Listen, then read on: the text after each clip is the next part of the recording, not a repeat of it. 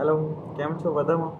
તો આજે આપણે આ વિડીયોમાં વાત કરીશું જે મારો પ્રોજેક્ટ હતો મેં સેમેસ્ટર 2 એમએસસી એટલે કે માસ્ટર ઓફ ધ સાયન્સ ફિઝિક્સમાં હું ભણું છું department of the physics electronics and space science Gujarat university અમદાવાદમાં. તો અમે જે એક પ્રોજેક્ટ બનાવ્યો હતો ઇલેક્ટ્રોસ્ટેટિક પોલારિટી ડિટેક્ટર.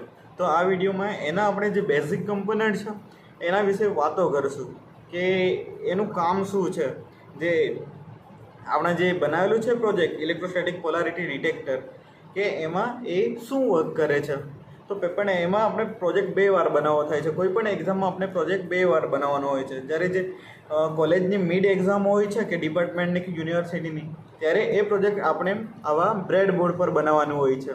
તમે ફિઝિક્સના સ્ટુડન્ટ તરીકે ફિઝિક્સની લેબમાં તો તમે સ્કૂલમાં આ તમને એનું ઇન્ટ્રોડક્શન આપેલો હશે કે બ્રેડ બોર્ડ શું છે.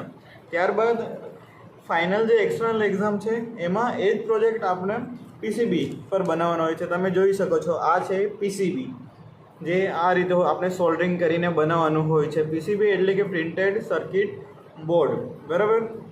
આ રીતે બનાવવાનો હોય છે. તો આપણે આ વિડીયોમાં પહેલાં પ્રોજેક્ટનું વર્કિંગ કે જે બધું કઈ રીતે બનાવેલું છે હું બધું ટોટલી આ વિડીયોમાં એક્સપ્લેન કરીશ. પણ એના પહેલાં આપણે કમ્પોનન્ટ વિશે માહિતી થોડીક મેળવીએ કે આમાં આપણે કયા કયા કમ્પોનન્ટ વાપર્યા છે, એનો વર્ક શું છે.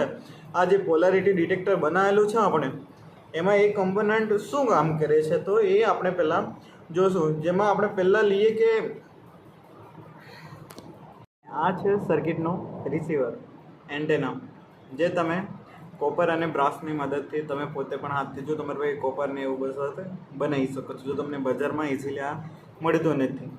અમે ઘણું ફાઇન્ડ કર્યું અમદાવાદ સિટીમાં, પણ અમને મળ્યું નથી, તો અમે આ હાથથી બનાવેલું છે. તો તમે પણ આવું કંઈ ક્રિએટિવ કરી શકો છો.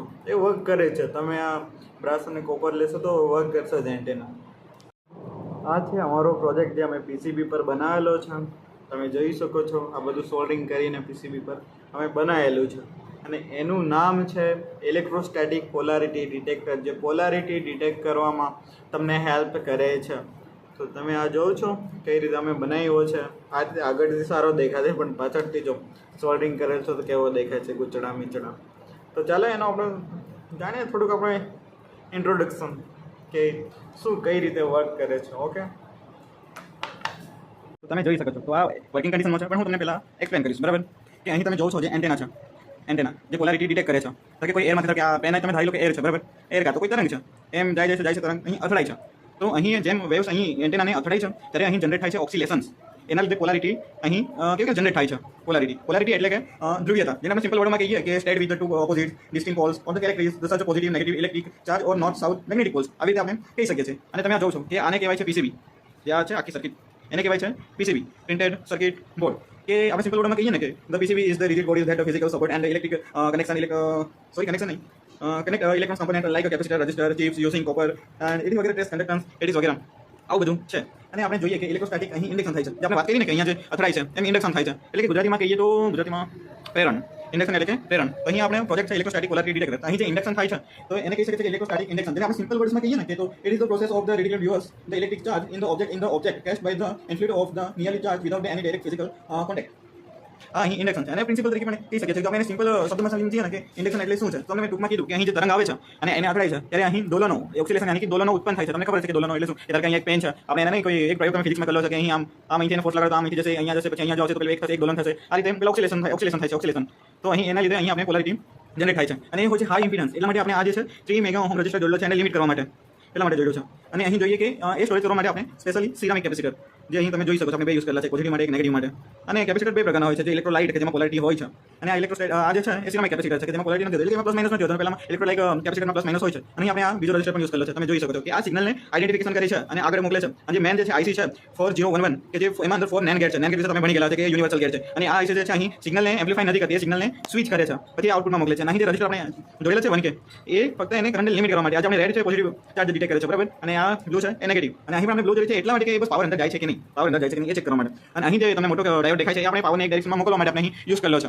કે જે આપણે તો તમે આઈસી જોઈ શકો છો કે આઈસીની આ પિન જે છે 14, અહીં પાવર સપ્લાય અહીંથી અહીંયા આપેલું છે આપણે પાવર સપ્લાય અહીંથી અહીંયા 14 પર જાય છે, પછી આ ગ્રાઉન્ડ છે, આપણે પાછળ બધું કનેક્શન એનું કરેલું છે આમ. અને અહીં પોઝિટિવ નેગેટિવ માટે આજે બે ડાયોડ આપણે જોડેલા છે, તમે જોઈ શકો છો આ. અને અહીં પણ સિગ્નલને આઇડેન્ટિફિકેશન કરે છે. એનું એ જ કામ છે ડાયોડ એક ડાયરેક્શનમાં મોકલવાનું કે ટૂંકમાં રેક્ટિફિકેશન જેવું કામ કરે છે. જેમ કે ટ્રાન્ઝિસ્ટર તમે ટ્રાન્સફોર્મર લઈ લો કે જેવું ને અપડાઉન કે વધારે પડતા વોલ્ટેજ આવે છે તો એને ઓછું કરે છે, ઓછું ને વધારે કરે છે, એ ટ્રાન્સફોર્મરનું કામ છે અપડાઉનનું. એ રીતે અહીંયા પણ છે. તો આપણે ચેક કરીએ કે કઈ રીતે વર્કિંગ કરે છે. તો આપણે જોઈએ ચાલો આપણે એક બેટરી છે બરાબર. હવે જોઈએ કે અહીં હું એને ટચ કરીશ તો જો આ પાવર તો જાય છે અને એરમાં જે છે નેગેટિવ પોલારિટી એ ડિટેક્ટ થાય છે. જોયું છે ને તમે, જોવો છો, જો ડિટેક્ટ થાય છે, આ નેગેટિવ પોલારિટી ડિટેક્ટ થાય છે. હવે તમે જોવો છો કે હવે આપણે એક બેટરીનો છેડો જોડેલો છે જે પોઝિટિવ છે. તો અહીં જો એન્ટેનાને પોઝિટિવ આપ્યું ને તો આ રેડ ગ્લો થાય છે, એટલે કે પોઝિટિવ ડિટેક્ટ કરે છે. અને દૂર કરી દઈએ તો જો નેગેટિવ. આવું છે આમાં પોલારિટી ડિટેક્ટર. આવા જ પ્રોજેક્ટ માટે તમે અમારા ચેનલ સાથે જોડાઈ રહેજો અને થશે તો શેર કરજો. તમને આવું ગમેલું હશે તો શેર કરજો. Thank you for the watching this video.